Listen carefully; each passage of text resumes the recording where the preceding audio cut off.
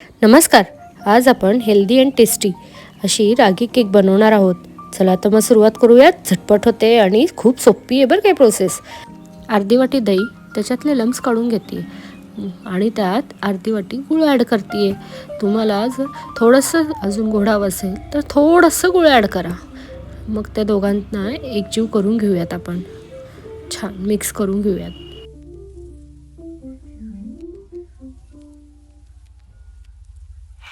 अशी एकजीव झाल्यानंतर मी त्याच्यात 2 ते 3 चमचे बटर घालून घेतलं आहे. जर बटर नसेल तर तेलही घालू शकता तुम्ही.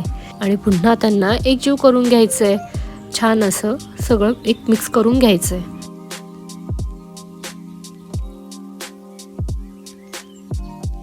छान मिक्स झाल्यानंतर मी त्यात 1 वाटी रागी पीठ घालते. ते मी आधीच चाळून घेतलं होतं, त्यामुळे मी पुन्हा चाळत नाही आहे. आणि मग त्यात मी कोको पावडर वापरते. थोडंसं जास्त वापरलं आहे आणि तुम्हाला जर कमी हवा असेल तर तुम्ही कमी वापरा किंवा तेवढंच वापरा. मी 2 ते 3 स्पून वापरते आणि मी ते चाळून घेते मस्त असं, जेणेकरून ते एकजीव होईल सगळं छान असं. मी चाळून घेतलं आहे आणि मी आता त्याच्यातच बेकिंग सोडा आणि बेकिंग पावडर अर्धा चमचा घालते. तुमच्याकडे ते दोन्ही नसेल तर इनोसुद्धा वापरू शकता. 1 पॅकेट इनोचा वापरला तरी चालेल. आणि मग ते सगळं आपण एकजीव करून घेऊन छान असं बॅटर तयार करून घेऊयात.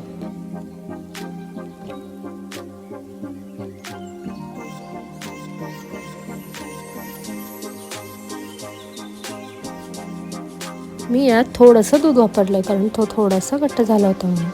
तुम्ही सुद्धा थोडंसं करून दूध वापरू शकता.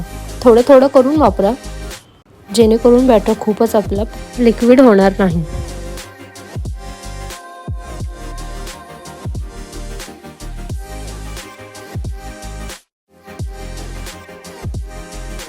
याची अशी कन्सिस्टन्सी हवी, जे करून जास्तही लिक्विड नाही आणि जास्तही टाईट नाही.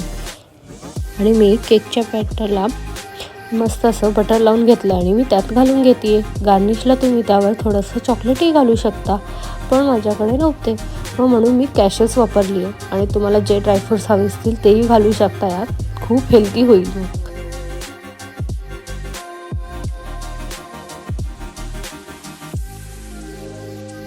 मी इडली पात्रामध्ये लावून घेते. तुम्ही कुकरमध्येही लावू शकता. मी खाली काही घातलं नाही आहे, तसंच ठेवते. पहिले 10 मिनटं आपल्याला हाय फ्लेमवर ठेवायचे आणि पुढचे 10 ते 15 मिनटं मीडियम फ्लेमवर ठेवून घ्यायचे. आणि मी मध्ये मध्ये चेक करत होते की आपला केक रेडी आहे का. मी चाकूच्या साहाय्याने चेक करते. बघा, चाकूला काही लागलेलं नाही आहे, याचा अर्थ काय, केक रेडी आहे आपला.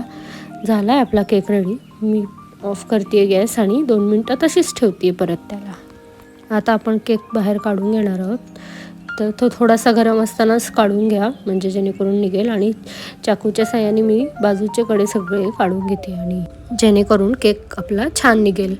आणि मग तो मी एका डिशमध्ये काढून घेतला छान असा. झाला ना मग आपला केक रेडी. आणि हेल्दीसुद्धा आहे आणि टेस्टीसुद्धा. नक्की ट्राय करा आणि मला कमेंट करून सांगा की कसा झाला आहे. आणि हा केक कसा वाटतोय तेही कमेंट करून सांगा. माझ्या फ्रेंड्सनी तरी फार कौतुक केलं बरं का ह्या केकचं. व्हिडिओ आवडला असेल लाईक करा, शेअर करा आणि सबस्क्राईब करा. थँक्यू.